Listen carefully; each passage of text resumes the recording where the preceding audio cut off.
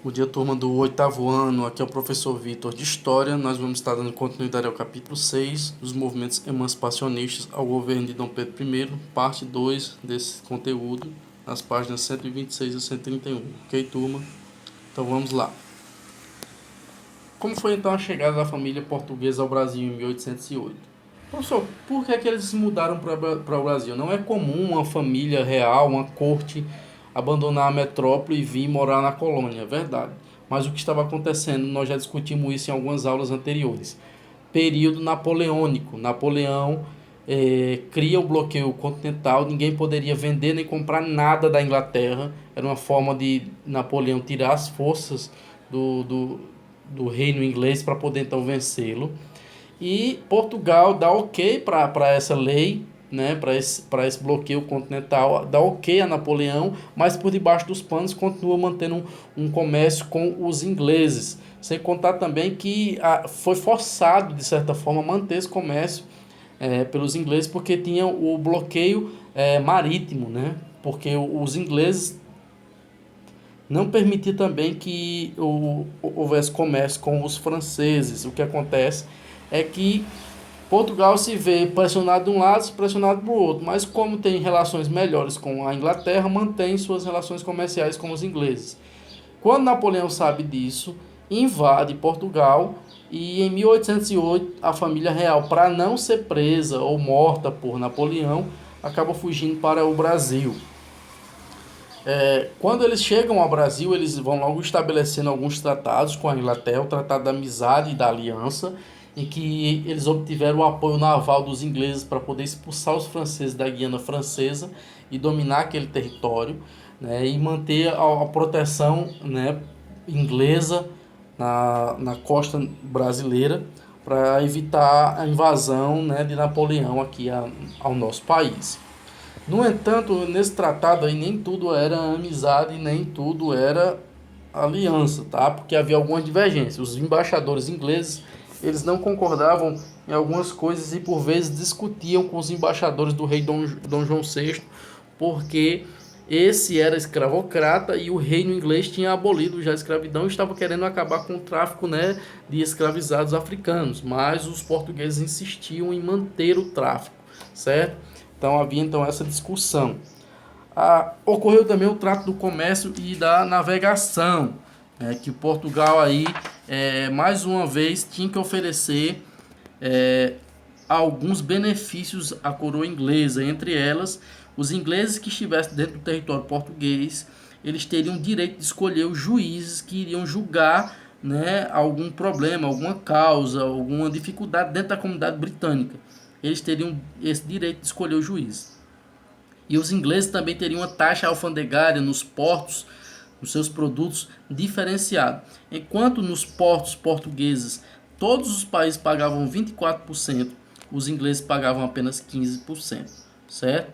Para vocês terem então uma ideia desses tratados. Com a chegada da família real, né, Dom João VI, junto com sua família inteira, né, o infante Pedro, que depois se torna uma figura central na história aqui do Brasil, eles passam a morar na cidade do Rio de Janeiro. E a vinda da família real, né, Dom João VI e tudo mais, traz alguns benefícios, algumas benfeitorias aqui para o Brasil. Entre elas, houve a organização de um corpo ministerial constituído por pastas, né, aqui no Brasil, como pasta dos negócios, pasta da guerra, pasta da marinha, ultramar, entre outras pastas que foram então sendo criadas. Ocorre também nesse momento a criação das academias militares, da Marinha também aqui no nosso país, a criação da Casa da Moeda, do Teatro Real São João, da Imprensa Régia, da Biblioteca Nacional, do Museu Nacional, que foi incendiado recentemente, do Banco do Brasil, e um dos pontos que gerou mais polêmicas foi a elevação do Brasil à condição de Reino Unido com Portugal e Algarves, certo, gente? Então o Brasil, a partir desse momento, não é mais colônia. O Brasil, a partir desse momento, passa então a ser um reino unido com Portugal. Então isso foi assinado em 16 de dezembro de 1815, né, alguns anos após a chegada da família real aqui ao Brasil, o Brasil foi então elevado à condição de reino. Isso foi uma alegria tamanha aqui para os brasileiros. No entanto, o que era a alegria de alguns, não era a alegria de todos, porque lá no Porto, em Portugal, que estava sob o comando de um marechal inglês, Beresford, certo?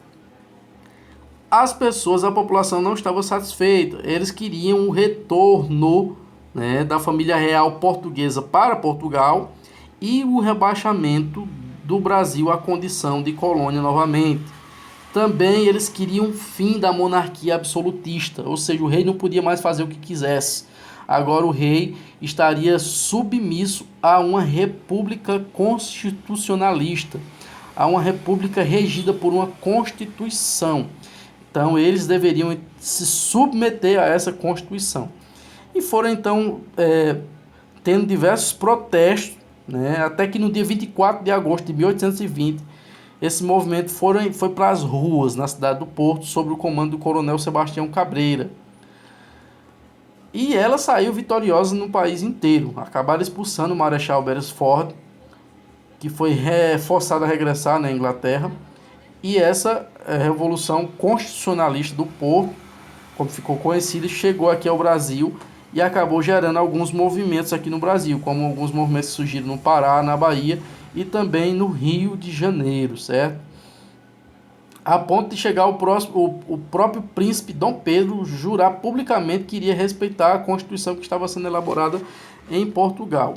Com isso, essas pressões sendo lançadas sobre o rei Dom João VI, ele decide voltar a Portugal. Em 1821, ele volta para Lisboa e deixa Dom Pedro como príncipe regente aqui no Brasil, certo? E para finalizarmos a aula de hoje, alguns anos antes essa Revolução do Porto, houve uma revolução muito importante para nós, tá? A Revolução Pernambucana de 1817, que foi uma revolução que nós podemos classificá-la como uma revolução republicana, tá? Foi realmente uma luta pela instalação de uma república. Era um movimento separatista que visava instaurar uma república aqui no Brasil, mas separado, não iria no território todo brasileiro, mas em alguns estados que aderiram. E essa revolução, ela teve início com algumas divergências, porque os comerciantes brasileiros se viam prejudicados frente aos comerciantes portugueses, porque eles não conseguiam controlar o preço dos produtos, eles não conseguiam controlar as taxas de exportação, as taxas de importação, eles não conseguiam controlar nada disso e acabavam falindo, se endividando e tornando dependente dos comerciantes portugueses. Fez então aí criar esse movimento separatista, né?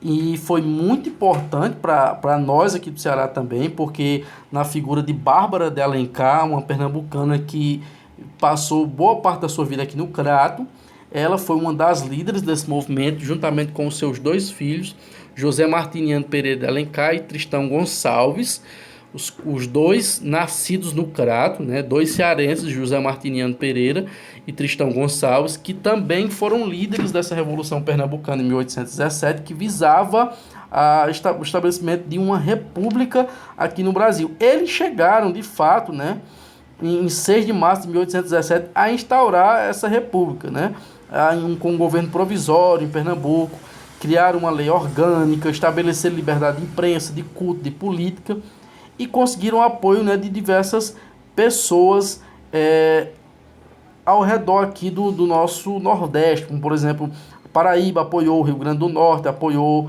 a Bahia apoiou, o Ceará apoiou e até mesmo os Estados Unidos apoiou esse movimento, porque também tinha interesse, né, na libertação dessa área das mãos do governo português. No entanto, o rei, ao saber dessas revoltas e dessas rebeliões que estavam ocorrendo aqui, contou com o apoio do Conde de Arcos, que era então governador da Bahia, e enviou imediatamente tropas para Alagoas, que cercaram os republicanos, e a Recife, que também cercaram por terra, enquanto uma esquadra portuguesa cercava o porto, né? De fato, os republicanos foram então derrotados porque não tinham mais para onde recorrer.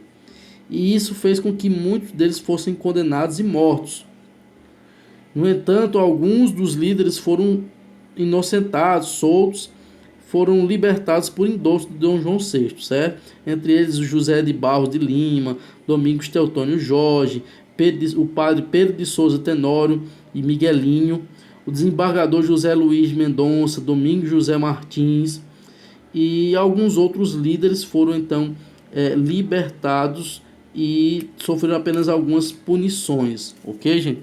Mas isso volta a acontecer algum movimento nesse sentido, que é a Confederação do Equador em 1824, mas é assunto para a próxima aula, ok? Espero que vocês tenham compreendido e vou estar mandando o exercício por áudio.